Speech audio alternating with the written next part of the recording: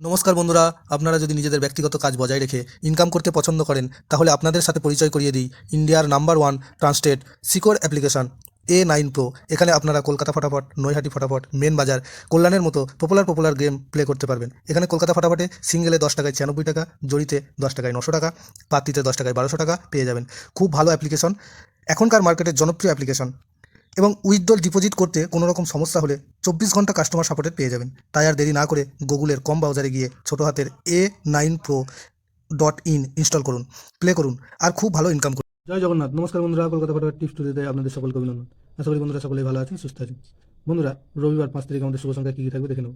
1 থেকে 4 বাজি 4 সংখ্যা থাকবে, আর 1 থেকে 4 বাজি 2 সংখ্যা থাকবে। দুটো সেটে 100% গ্যারান্টি সহ পাস করবে। এর জন্য অবশ্যই চ্যানেলটিকে সাবস্ক্রাইব, লাইক, কমেন্ট, শেয়ার করবেন এবং নোটিফিকেশন বেলটি অবশ্যই অন করে রাখবেন। বন্ধুরা, শনিবার 4 তারিখ আমাদের কোন কোন সংখ্যা পাস পেয়েছে দেখার আগে একটু বলে নিই।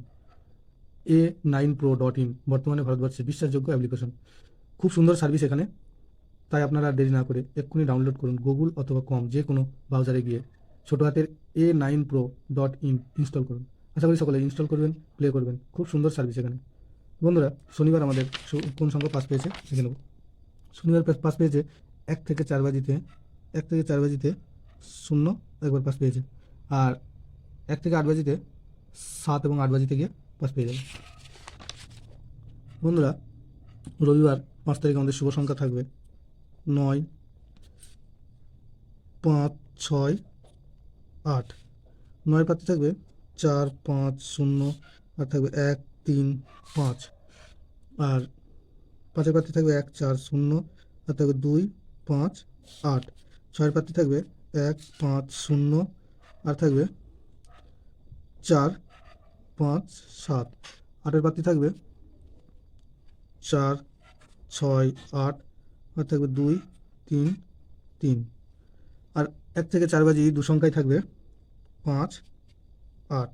5 পাত্তি থাকবে 2, 3, 0, আর থাকবে 3, 6, 6। আর 8 পাত্তি থাকবে 4, 7, 7, আর থাকবে 2, 7, 9। ভিডিওটি ভালো লেগে থাকলে অবশ্যই চ্যানেলটিকে সাবস্ক্রাইব করবেন, আর আশা করি সকলেই A9 Pro ইনস্টল করবেন এবং প্লে করবেন। ধন্যবাদ বন্ধুরা।